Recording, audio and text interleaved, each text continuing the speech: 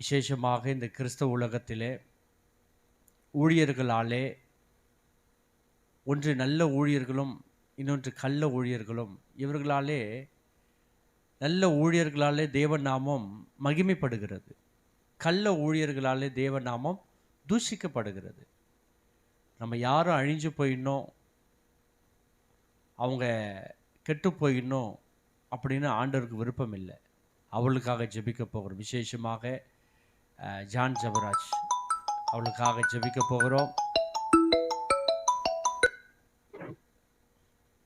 ஸ்தோத்திரமா? ஸ்தோத்திரம் பாஸ்டர். ஸ்தோத்திரம் ஸ்தோத்திரம். கர்த்தர் உங்களை ஆசீர்வதிப்பார். Thank you. இந்த ஜெபம் எதற்குன்னா, இந்த மந்திரம், சூனியம், செய்வனை, ஊழியக்காரருக்கு விரோதமாக எழும்பப்படுகிற ஆயுதங்கள். இன்னைக்கு தேவன் நாமம் தூஷிக்கப்படும்படி அநேக ஊழியர்கள் விழுந்து போகிறாங்க, விசுவாசிகள் விழுந்து போயிடுறாங்க. கடன், சாபம், குடும்பத்தில் வறுமை, ஆண்டவர் கும்பிடுறாங்க, ஏன் இப்படி இருக்குது இந்த குடும்பம், விரக்தி ஆகலையே, கட்டப்படலையே அப்படின்னு தேவன் நாம தூஷிக்கப்படுற அளவுக்கு இன்னைக்கு விசுவாசிகள் நிலைமையும் ஊழியக்காருடைய நிலைமையும் இருக்கு. கர்த்தர் இவைகளை மாற்றும்படி இப்போ நம்ம இப்போ இந்த காலகட்டத்தில் பாஸ்டர் ஜான் ஜெபராஜ்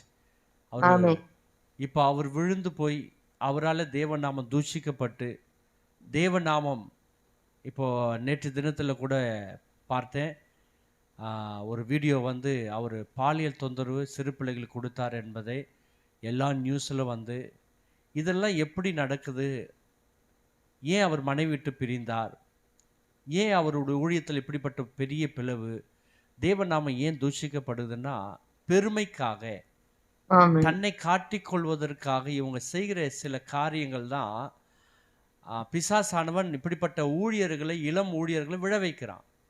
ஒன்று இச்சையின் ஆவி, இன்னொன்று பணத்தின் ஆவி. இந்த பணம் மேட்டிமை கொடுக்கும், பண ஆசை எல்லாம் தீமைக்கும் வேறு. தயவு செய்து ஊழியர்களே கவனமாக கேளுங்கள். பண ஆசையோடு கூட ஊழியம் செய்யவே கூடாது. தன்னை காட்டிக்கொள்வதற்கு பெருமையாக ஊழியம் செய்யவே கூடாது. அது தேவனுடைய நாமம் தூஷிக்கப்படும்.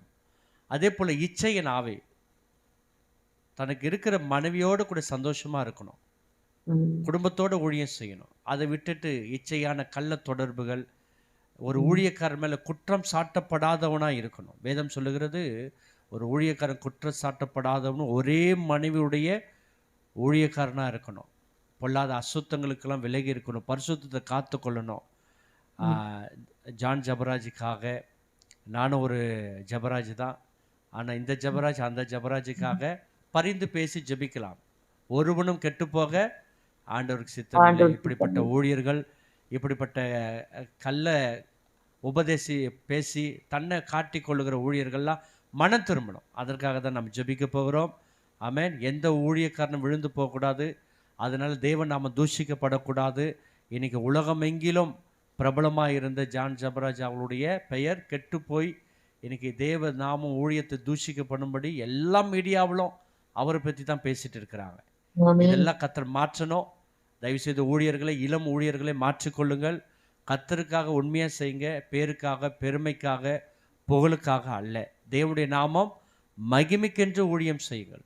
இது என்னுடைய ஒரு மனம் தாழ்ந்த ஒரு புத்திமதியாக ஏற்றுக்கொள்ளுங்கள். நானும் ஒரு இளம் ஊழியனாக கர்த்தருக்காக மாத்திரம். பிறகு என்னுடைய மீடியாவில் கூகுள் பே கிடையாது, என்னுடைய மீடியாவில் காணிக்கை நான் கேட்கறது கிடையாது. என்னுடைய மீடியாவில் தேவ மக்கள்லாம் ஜெபிக்கிறாங்க. ஏன் தெரியுமா?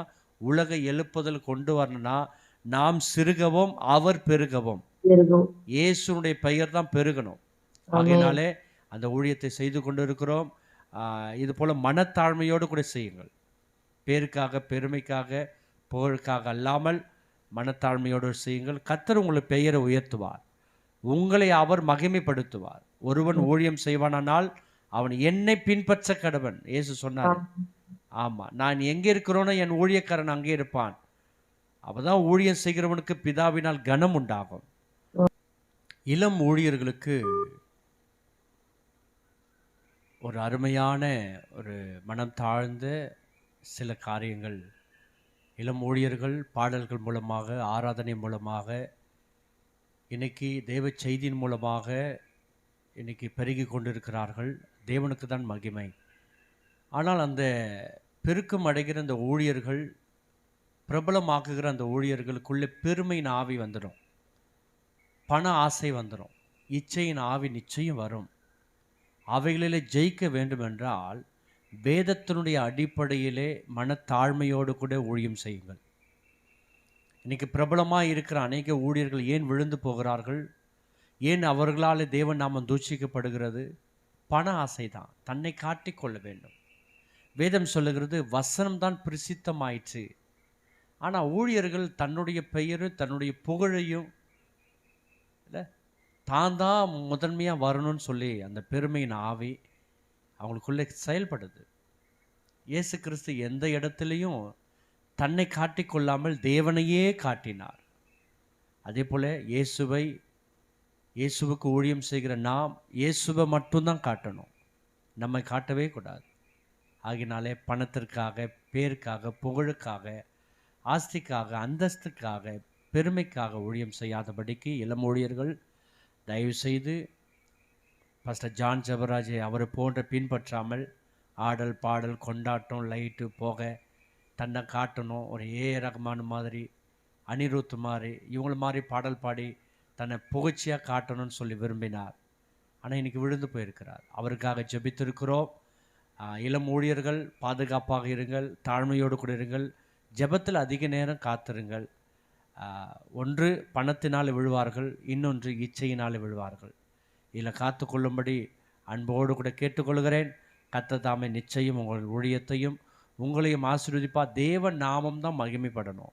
இனிமேல் எந்த மீடியாவிலையோ பேப்பர்லேயோ கிறிஸ்தவர்களை குறித்து, ஊழியர்களை குறித்து தவறான காரியங்கள் வரவே கூடாது.